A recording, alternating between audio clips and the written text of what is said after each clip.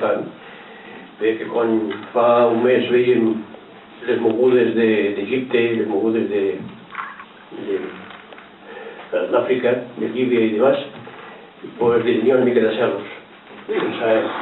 Pensava, i aquí quan sortiran la gent?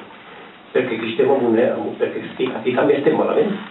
Aquí hi ha una precarietat enorme, no fa falta que ho expliqui jo. Aquí hi ha una joventut que no té futur.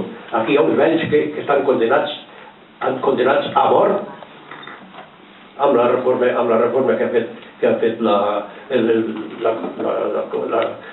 el govern de Catalunya.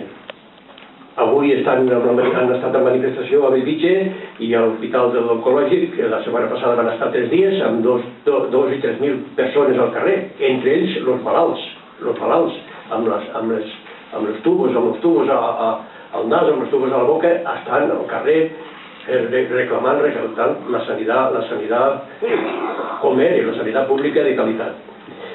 Bueno, hi ha un despertar. I aquest despertar que l'han vist aquesta setmana a raïs de la gent de la sanitat i dels usuaris de la sanitat, jo us puc dir que aquests dies, el divendres passat, vaig tindre la satisfacció més gran que hi ha molts anys, perquè vaig veure gent dels anys de fa 40 anys i gent d'ara, gent jove de 17 o de 18 anys, que estaven lluitant pel mateix. Tots som usuaris, diem, tots som usuaris. No era un espectacle, era una cosa, però no hi havia televisió, no hi havia cap televisió, no hi havia cap ràdio, no m'interessava ningú que es coneixés que hi ha gent que protesta. Bueno, avui veig una televisió aquí, ja m'ho podem donar per satisfet que algun puesto sortirà a la reunió d'avui. Bueno, jo dic que per mi això és una continuació d'una vida en el que no tot és tan mal dolent, el ser humà no és tan terrorista com és, el ser humà per si mateix és noble, és agraït, és tal. Sempre hi ha la gent que ho desmunten, que ho fan molt bé, els trepadors, els de l'estrepa, però és que volia introduir això perquè l'any 36, i avui se fa el 75 aniversari de l'any 36, jo em recordo aquella imatge petit, del nen petit, que veia com venien, com se muntaven camions, i a mi s'imagineu, els camionets de llavors eren com a tartanes que recollien menjar del Frente d'Aragó. Allí gent que hi portaven un conill, però gent que hi portaven un corder, gent que hi portaven un porc, gent que hi portaven farina, la farina que tenien a casa, tothom portava gent. L'exèrcit de l'Aragó va estar alimentat els primers dies, els primers mesos, va estar alimentat per la pròpia gent dels pobles que jo vivia, o de l'entorn. Per la qual la gent no eren salvatges com ens han fet passar, com intenten tractar-nos com a salvatges.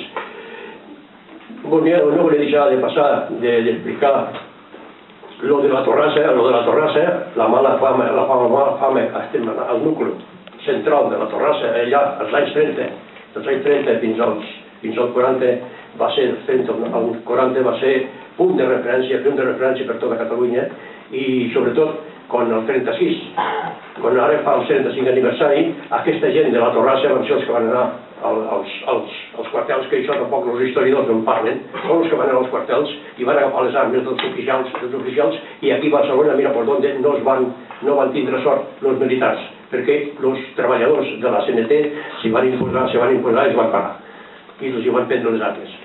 Això no se'n parli, però és així.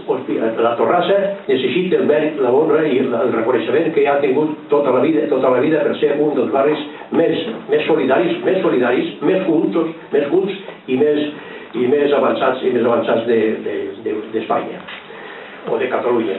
A més, considerant que la Torrassa, un percentatge molt alt de la Torrassa també eren immigrants, també eren del sud d'Espanya, d'Almeria, de Múrcia, i que encara despectivament se'ls ha tractat com a, com se diu allò, com de dir, no, de la Torrassa, los murcianos,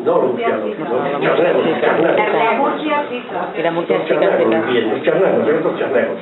Per què eren charnegos? Aquests que van donar la vida, que van donar el cos, van donar la vida per a canviar el nivell de les empreses, la productivitat de les empreses o la seguretat de les empreses, que van donar la vida després per a parar el golpe militar i que van donar la vida després al Frente de l'Aragón aparant l'exèrcit dels nacionals. Bueno, crec que me queda molt poc temps i aniré acabant.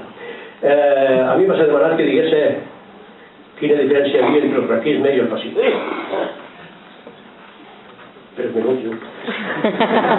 La diferència entre el franquisme i el fascisme us ho diré molt fàcilment, també. Jo vaig, al mateix temps que vam estar amb la Gardner, vam estar després, era un nen com els altres, era un nen d'una casa pobra, tenia un abuelo que era republicà dels anys 1890, però quan van venir els soldats nacionals, allí se va armar un gran recibiment perquè venien les forces liberadores. Aquestes forces liberadores, nosaltres vam veure que aquí no estaven ahí les forces liberadores, molta gent infiltrats a diferents partits, falangistes ells, i després se van destapar la cara, i la cara se la van destapar de manera... A nosaltres, els petits, l'únic que va fer l'exèrcit és donar-nos xocolata. Teniu xocolata. I semblava que no eren tan dolents. Però al cap d'una setmana sí vam veure que eren tan dolents, Jo ja tenia 9 anys. Vam veure com 8 dones van ser pelades,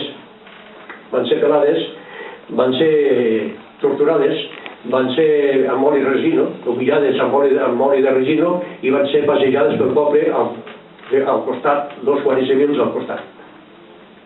Per tot el poble, fent-nos la vergonya. Per què? Perquè els homes havien pogut escapar a l'exili, perquè els homes havien jugat un paper important durant la República, durant la Guerra Civil.